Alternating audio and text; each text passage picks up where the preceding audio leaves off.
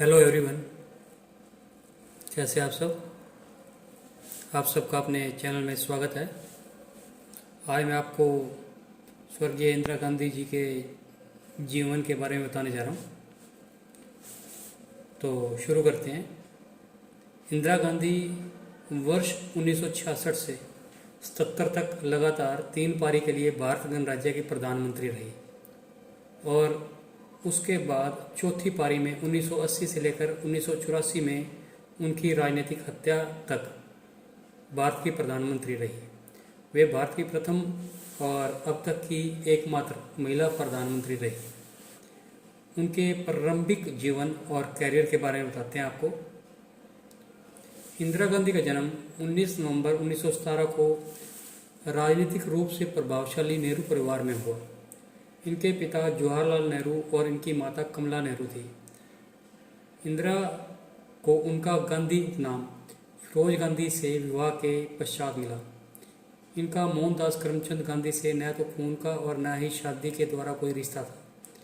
इनके पितामह मोतीलाल नेहरू एक प्रमुख भारतीय राष्ट्रवादी नेता थे। इनके पिता जवाहरलाल नेहरू भारतीय स्वतंत्रता आंदोलन के प्रमुख व्यक्तित्व थे और आज़ाद भारत के प्रथम प्रधानमंत्री रहे। 1934-35 में अपनी स्कूली शिक्षा पूरी करने के पश्चात इंदिरा गांधी ने शांति निकेतन में रविंद्रनाथ टैगोर द्वारा निर्मित विश्व भारती विश्वविद्यालय में प्रवेश लिया। रविंद्रनाथ टैगोर ने ही इन्हें प्रियदर्शिनी का नाम दिया। इसके पश्चात यह इंग्लैंड चली गई और ऑक्सफोर्ड विश्वविद्यालय में प्रवेश परीक्षा में बैठी, परंतु यह उसमें विफल रही और ब्रिस्टल के बैडमिंटन स्कूल में कुछ महीने बिताने के पश्चात 1937 में परीक्षा में सफल होने के बाद इन्होंने सोमरविल कॉलेज ऑक्सफोर्ड में दाखिला लिया। इस समय के दौरान इनकी अक्सर फिरोज गांधी से मुलाकात होती थी, जिन्हें यह इलाहाबाद से ही जानती थी, जो लंदन स्कूल ऑफ इकोनॉमिक्स में अध्ययन कर रहे थे।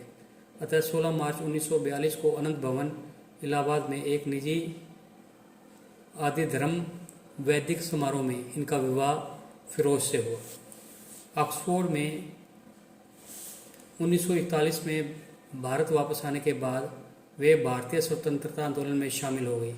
1950 के दशक में वे अपने पिता के साथ भारत के प्रथम प्रधानमंत्री के रूप में कार्यालय के दौरान गैर सरकारी तौर पर एक निजी सहायक के रूप में उनकी सेवा में रही। उनके पिता की मृत्यु के बाद 1964 में उनकी नियुक्ति एक राज्यसभा सदस्य के रूप में हुई। इसके बाद वे लाल बहादुर शास्त्री के मंत्रिमंडल में सूचना और प्रसारण मंत्री बनी। लाल बहादुर शास्त्री के आकस्मिक निधन के बाद तत्कालीन कांग्रेस पार्टी अध्यक्ष के कामराज इंदिरा गांधी को प्रधानमंत्री बनाने में निर्णायक रहे। गांधी ने शीघ्र ही चुनाव जीतने के साथ साथ जनप्रियता के माध्यम से विरोधियों के ऊपर हावी होने की योग्यता दर्शाई। वह अधिक वामपंथी आर्थिक नीतियां लाई और कृषि उत्पादकता को बढ़ावा दिया। 1971 में भारत पाक युद्ध में एक निर्णायक जीत के बाद की अवधि में अस्थिरता की स्थिति में उन्होंने सन 1975 में आपातकाल लागू कर दिया। उन्होंने एवं कांग्रेस पार्टी ने 1977 के आम चुनाव से पहले हार का सामना किया।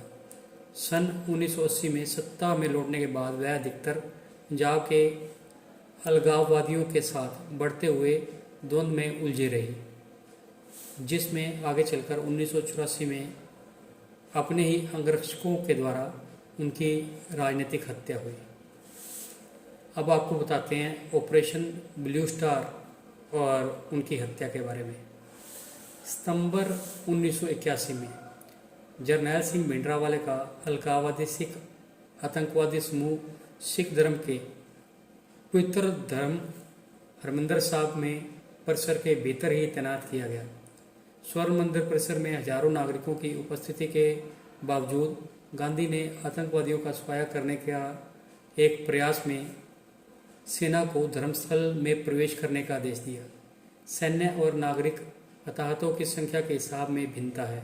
सरकारी अनुमान है कि 4 अधिकारियों सहित 79 सैनिक और 492 आतंकवादी और जबकि एक अन्य हिसाब के अनुसार संभवतः 500 या इससे अधिक सैनिक और तीर्थयात्रियों सहित हताहत हुए। इंदिरा गांधी के बहुसंख्यक अंगरक्षकों में से दो थे सतवंत सिंह और बेअंत सिंह। दोनों सिख 31 अक्टूबर 1984 को वे अपनी सेवा हथियारों के द्वारा सफदरजंग रोड नई दिल्ली में स्थित प्रधानमंत्री निवास के बगीचे में इंदिरा की राजनीतिक हत्या कर दी गई।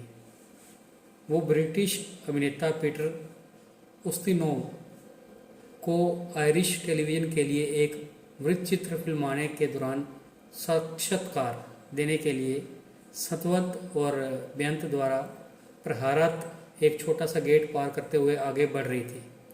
इस घटना के तत्काल बाद उपलब्ध सूचना के अनुसार बेअंत सिंह ने अपने बगल वाले शस्त्र का उपयोग कर उन पर 3 बार गोली चलाई और सतवंत सिंह ने एक स्टेन कार्बाइन का उपयोग करते हुए उन पर 22 राउंड गोली दागे।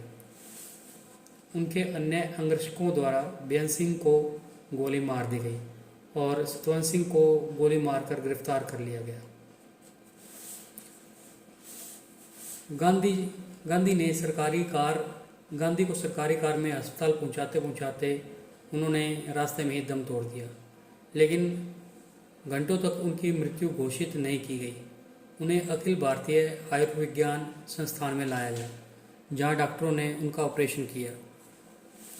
कुछ बयानें 31 बुलेटों के उनके शरीर से निकाला जाना बताती हैं कि उनका अंतिम संस्कार 3 नवंबर को राजघाट के समीप हुआ और यह जगह शक्ति स्थल के रूप में जानी गई। उनके मौत के बाद नई दिल्ली के साथ साथ भारत के अनेक राज्यों और शहरों में, जिनमें कानपुर, आसनसोल और इंदौर शामिल है, में सांप्रदायिक अशांति गिर गई और हजारों सिखों की मौत को भी दर्ज किया गया। अब आपको उनकी निजी जिंदगी के बारे में बताते हैं। इंदिरा गांधी ने फिरोज गांधी से विवाह किया। शुरू में संजय उनका वारिस चुना गया, लेकिन एक उड़ान दुर्घटना में उनकी मृत्यु के बाद उसकी मां ने अनिच्छुक राजीव गांधी को पायलट की नौकरी से प्रत्याग करवाकर फरवरी 1981 में राजनीति में प्रवेश के लिए प्रेरित किया। इंदिरा मृत्यु के बाद राजीव गांधी प्रधानमंत्री बने और मई 1991 में उनकी भी राजनीतिक हत्या हो गई। इस बार लिबरेशन टाइगर्स ऑफ तमिल इलम के आतंकवादियों के हाथों राजीव की हत्या हुई। राजीव की विधवा सोनिया गांधी ने संयुक्त प्रगतिशील गठबंधन को 2004 के लोकसभा निर्वाचन में एक आश्चर्य चुनावी जीत के नेतृत्व में बदल दिया। सोनिया गांधी ने प्रधानमंत्री कार्यालय अफसर को अस्वीकार कर दिया, लेकिन कांग्रेस के राजनीतिक उपकरणों पर उनकी अब भी लगाम है। राजीव के संतान राहुल गांधी और प्रियंका गांधी भी राजनीतिक में प्रवेश कर चुके हैं। संजय गांधी की विधवा मेनका गांधी, जिनका संजय की मौत के बाद प्रधानमंत्री के घर से बाहर निकाला जाना सर्वज्ञात है, और साथ ही संजय के पुत्र वरुण गांधी भी राजनीतिक में मुख्य विपक्षी भारतीय जनता पार्टी दल में सक्रिय सदस्य के रूप में कार्यरत है। तो आपको इंदिरा गांधी के बारे में ये जानकारी कैसी लगी? अगर पसंद आई है तो वीडियो को लाइक कीजिए, शेयर कीजिए और चैनल को सब्सक्राइब कीजिए। बेल वाला बटन ज़रूर दबाएं ताकि हम ऐसी कोई और वीडियो डालें तो उसकी नोटिफिकेशन आपको मिल जाए। Thank you.